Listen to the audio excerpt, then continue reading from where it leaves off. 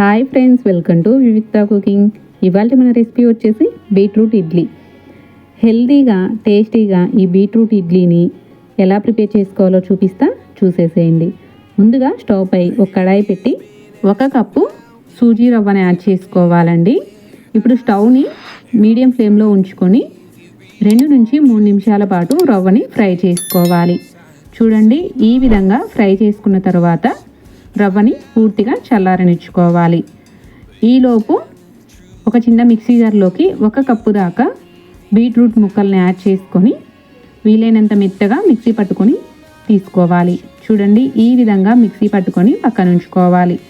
ఇప్పుడు ఒక బౌల్ తీసుకొని మనం ఫ్రై చేసి పెట్టుకున్న సూజీ రవ్వను యాడ్ చేసుకొని 1 కప్పు దాకా పెరుగును కూడా యాడ్ చేసుకొని మొత్తం ఒకసారి బాగా కలుపుకోవాలండి. చూడండి, ఈ విధంగా కలుపుకున్న తర్వాత ఇప్పుడు ఇందులోకి 1/2 టీ స్పూన్ దాకా సాల్ట్, 1/4 టీ స్పూన్ దాకా వంట సోడాని యాడ్ చేసుకొని కొంచెంగా వాటర్ని యాడ్ చేసుకుంటూ మనం ఇడ్లీ బ్యాటర్ని ఏ విధంగా అయితే కలుపుకుంటామో అదే విధంగా కలుపుకోవాలండి. వాటర్ మొత్తం ఒకేసారి పోసుకోకుండా కొంచెంగా యాడ్ చేసుకుంటూ కలుపుకోవాలి.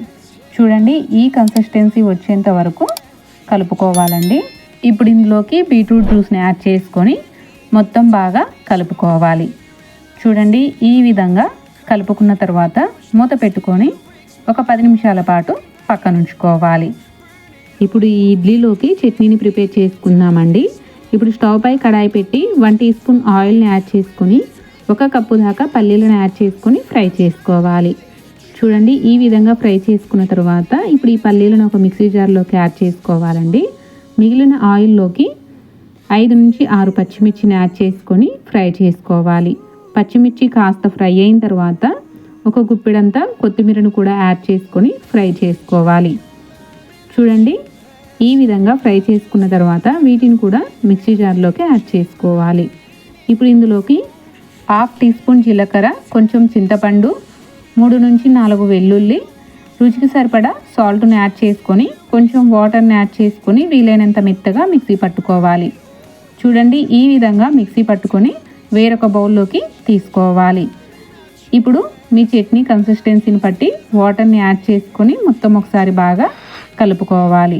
చూడండి, ఈ కన్సిస్టెన్సీ వచ్చేంత వరకు కలుపుకొని తీసుకోవాలి. ఇప్పుడు ఈ చట్నీలోకి పోపును ప్రిపేర్ చేసుకుందామండి. అదే కడాయిలోకి 1 టీ స్పూన్ ఆయిల్ని యాడ్ చేసుకొని పోపు గింజలను యాడ్ చేసుకొని ఒక రెమ్మ కరివేపాకు, 3 నుంచి 4 ఎండుమిర్చిని యాడ్ చేసుకొని ఫ్రై చేసుకోవాలి.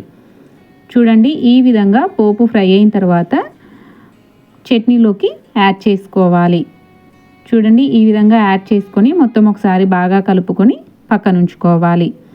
ఇప్పుడు ఒక ఇడ్లీ పాత్రని తీసుకొని వీడియోలో చూపించిన విధంగా ఆయిల్ని అప్లై చేసుకొని మనం ప్రిపేర్ చేసి పెట్టుకున్న ఇడ్లీ బ్యాటర్ని ఒకసారి బాగా కలుపుకోవాలి. చూడండి, ఈ విధంగా కలుపుకొని ఇప్పుడు ఇడ్లీ ప్లేట్లలోకి ఒక్కో గరిట పిండిని వేసుకోవాలి. చూడండి, ఈ విధంగా వేసుకొని తీసుకోవాలి. ఇప్పుడు ఇడ్లీ బౌల్ని తీసుకొని వాటర్ని యాడ్ చేసుకొని మనం ప్రిపేర్ చేసి పెట్టుకున్న ఇడ్లీ ప్లేట్లను పెట్టుకొని మూత పెట్టుకొని కుక్ చేసుకోవాలి. 10 నుంచి 12 నిమిషాల పాటు కుక్ చేసుకోవాలి. చూడండి, నేను 10 నిమిషాల తర్వాత చూపిస్తున్నాను. చూడండి, ఇడ్లీలు ఎంత చక్కగా కుక్ అయ్యాయో. ఇప్పుడు ఈ ఇడ్లీలను కాస్త చల్లారనిచ్చుకోవాలి.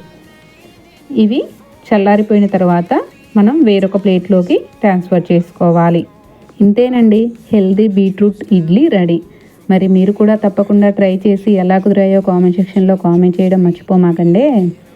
ఇలాంటి మరిన్ని వీడియోస్ కోసం ప్లీజ్ మన ఛానల్ని సబ్స్క్రైబ్ చేసుకోండి. ఈ వీడియో కనుక మీకు నచ్చినట్లయితే లైక్ చేసి మీ ఫ్రెండ్స్ అండ్ ఫ్యామిలీకి షేర్ చేయడం మర్చిపోమాకండి. చూడండి, ఇడ్లీలు కూడా ఎంత సాఫ్ట్గా వచ్చాయో. మరి మీరు ఎప్పుడైనా ఈ బీట్రూట్ ఇడ్లీని ట్రై చేశారా? ట్రై చేసి ఉంటే కామెంట్ సెక్షన్లో కామెంట్ చేయండి.